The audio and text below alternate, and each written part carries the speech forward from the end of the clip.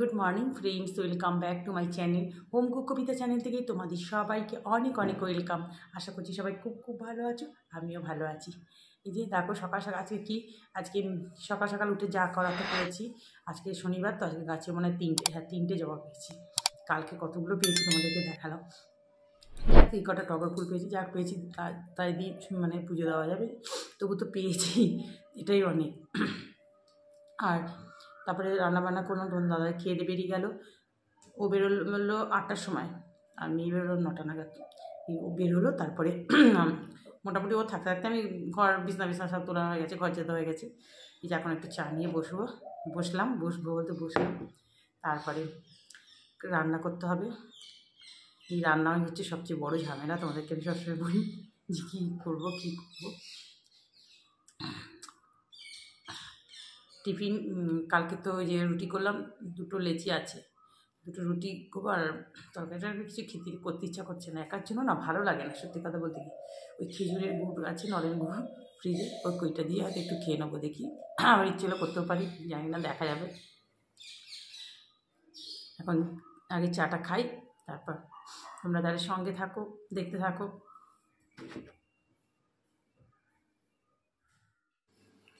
দেখো সকাল সকালে রান্নাটা বসিয়ে দিলাম, একদিকে ভাত বসিয়ে দিলাম, কারণ আর বসে থাকলে লাভ কিরম, গরমকাল পড়ছে তো একটু তাড়াতাড়ি রান্না করে নেওয়াই ভালো, যতটা তাড়াতাড়ি রান্নাঘর থেকে ছুটি নেওয়া যায়।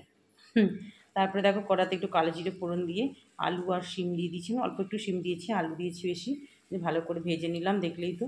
এবার একটু পোস্ত দিয়ে দিলাম, পোস্ত বাটার সময় ওর মধ্যে চিনি দিয়ে দিয়েছিলাম অল্প একটু, আর কাঁচা লঙ্কা দিয়ে দিয়েছিলাম 3খানা, দিয়ে একসঙ্গে পেস্ট করে নিয়েছি। এবারে অল্প একটু হলুদ দিলাম এই আলু ভাজার সময়, সামান্য একটু, কারণ একদম সাদা পোস্ত তো কেউ খেতে চাইবে না। তারপর একটু ভালো করে দেখো মিক্সিং করে নিচ্ছি, মোটামুটি একটু নাড়াচাড়া করে নিলাম, এবার পোস্ত জলটা দিয়ে দিলাম। এবার খুন্তি দিয়ে খুব সুন্দর করে ভালো করে নেড়ে ছেড়ে দেবো, যেগুলো নিচে টিচে একটু লেগে ঠেকে রয়েছে সেগুলো একটু যাতে সব একসঙ্গে জলের মধ্যে মিশে যায়।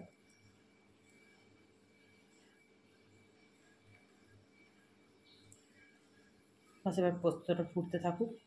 দেখো পোস্তটা মাঝে মাঝে একটু দেখে নাড়াচাড়া দিয়ে দিয়েছি, আর গ্যাসটা সিম করে দিয়েছিলাম, হয়ে গেছে। একটু কাঁচা সর্ষে তেল দিয়ে দিলাম, আমার ভীষণ ভালো লাগে পোস্ততে একটু কাঁচা সর্ষে, নামানোর আগে কাঁচা সর্ষে তেল আর সর্ষে বাটাতে।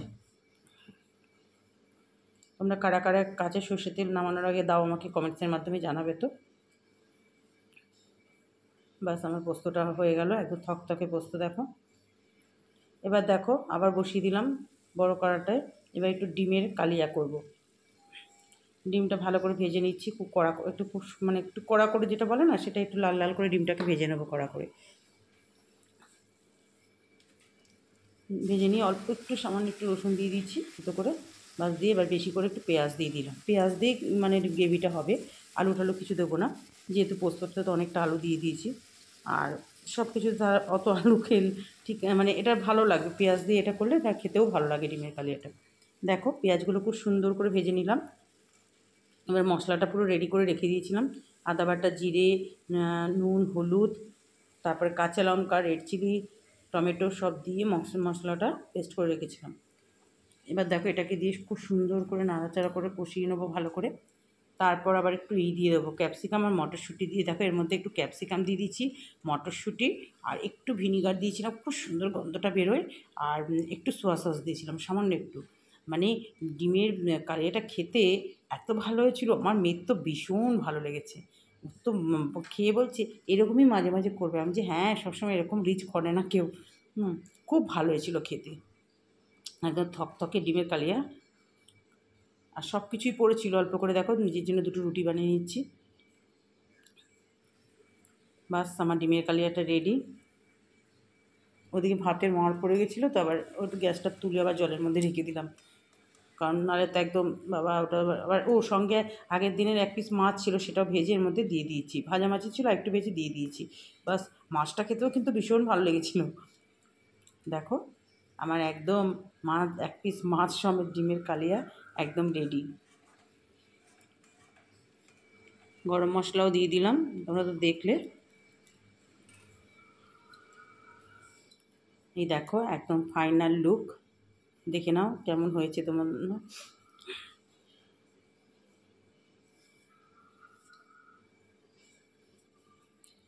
বাস এরপর আবার কড়া ধুয়ে বসিয়ে দিলাম, একটু কালো জিরে দিয়ে শিম ছিল, তখন তো একটু পোস্ত দিয়ে দিয়েছি, আর একটু ছিল। আমি ভাবলাম তাহলে একটু একটু ভাজা ভাজা মতো, অনেকে শিম ছেঁচকিও বলতে পারা যায়। হ্যাঁ, এটা খেতে কিন্তু খুব ভালো লাগে। নুন হলুদ একটু সামান্য কয়েকটা চিনির দানা আর একটা কাঁচা লঙ্কা দিয়ে এই যে গ্যাস সিম করে বসিয়ে দেবো, ঢাকা দিয়ে দিলাম আর গ্যাসটা সিম করে দেবো। ওই একটু উপর দিয়ে উঠে গেছিলো, আবার ঠিকঠাক করে দিচ্ছি।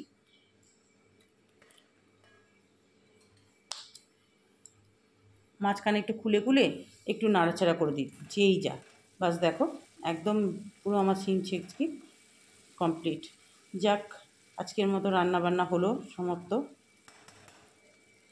এই যে রান্না হয়ে গেল, গ্যাসও মোচা হয়ে গেল। তারপরে যে বেসিন টেসিন পরিষ্কার, বাসন টাসন রোদে সব মোটামুটি হয়ে গেছে। মেয়ে তো নেই, আমি একাই রয়েছি। অল্প একটু কাঁচা আছে, ওই অল্প বলতে তাও আছে। মেয়ের কলেজে মনেই ছিল না, মেয়ের কালকে কলেজ গিয়েছিলো, কলেজের সব শার্ট প্যান্ট রয়েছে, ওর মেয়ের বাবার রয়েছে সব অফিসে, আমার নাইটি রয়েছে। এখন একটু আগে 10 মিনিট 15 মিনিট বসি, তারপরে দেখো পুজো দেওয়া হয়ে গেল।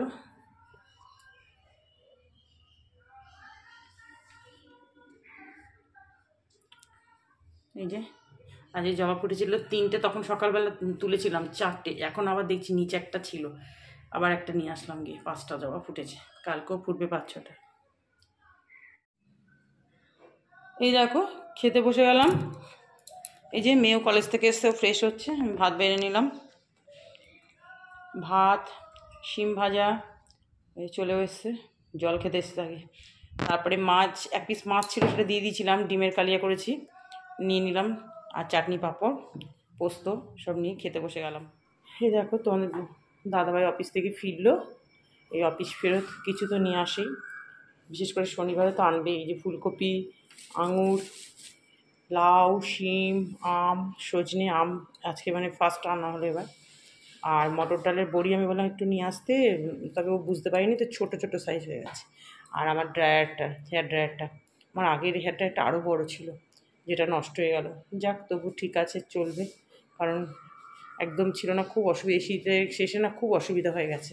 একটা অনলাইন অর্ডার করলাম, সেটা তো একদম পুরো বাজে, আবার ফেরত মানে রিটার্ন করতে হলো। এই নিয়ে 3 নম্বর চলছে হেয়ার ড্রায়ার। আর সিঙ্গারা নিয়ে এসছে, মাইক্রোওভেনে ওখানে রাখা আছে, আর মিষ্টি ফ্রিজে রেখে দিলাম। তাহলে এগুলো এখন জায়গার জিনিস জায়গায় ঢুকিয়ে রাখি। গুড ইভিনিং ফ্রেন্ডস, ঠিক সময় তোমাদের সামনে চলে আসলাম। সেই তোমার দাদাভাই তরকারি ফরকারিগুলো নিয়ে এসে সব রাখলাম জায়গায় রেখে টেকে, তারপরে আজকে তো একটু দেরি করে এসে, ওই মানে ড্রায়ার মেশিনটা নিতে গিয়ে দেরি হয়ে গেছে ওইটা। যা তারপরে আমি কী করলাম, তারপরে সন্ধ্যে দেওয়ার জন্য ছাদে চলে যাই, আগে আগে কেটে নিই। তারপর তোমাদের দাদাভাইও গেছে, ও তো আমি বললাম গেঞ্জি পরে এসো না, গরম লাগছে। আর যা ছাদে না ছোটো ছোটো পোকা পোকার মতো মশা, বলছে বাবা গো তুমি কী করে হাঁটছো? আমি তো হাঁটছি, আর আমার তো পুরো নাইটি পরা, পা পর্যন্ত ঢাকা, ওই জন্য কামড়াচ্ছে না। হাতে পাতে লাগে মাঝে মাঝে 2-1টা। তা আমি তো দাঁড়াচ্ছি না, তো হাঁটছি, একটু হাঁটলাম সন্ধ্যেবেলা। এখন হেঁটে টেটে তারপরে সন্ধে দিলাম, দিয়ে নেবে এই যে চা বসালাম। চাটা ততক্ষণ বসালাম, তারপরে ফুলকপিটা রেখে গেছি, তখন রান্নাটা কাটতে সময় লাগবে, রেখে দিয়ে চলে গেছি। এই যে সন্ধ্যে হয়ে যাচ্ছে, আর বেশি সন্ধ্যে হলে আবার এমনিতে মশার উৎপাত হয়ে যাবে ওপরে ছাদে। আমি আবার বলছি বাবা এত উঁচুতে তাও কি খোলা জায়গা, এত মশাতে ঘরে মশা নেই। যে এখন চা আর বিস্কুট খাবো, তারপর আবার টিফিন দিতে হবে, ওটা গরম করতে হবে। তখন মেয়েকে দেবো। দেখেছো, বলতে বলতে জানলাটা খোলা রেখে দিয়েছি, এখানেও দেখছি ছোটো ছোটো যেমন পোকার মতো ছোটো ছোটো মশা। যে ব্যাটটা যে চার্জ দিয়ে রেখেছি। আমাকে বলছে ড্রায়ার মেশিন যেখানে কিনছি এত ব্যাট বিক্রি হচ্ছে, এই সবাই ব্যাট নিচ্ছে। যে হ্যাঁ, এখন তো মশা ঢুকবে না, ওই জন্যই তো। শীতকালে তবু না, অনেক ঠান্ডা পড়লে দেখি মশাগুলো মনে হয় লুকিয়ে থাকে কোথাও।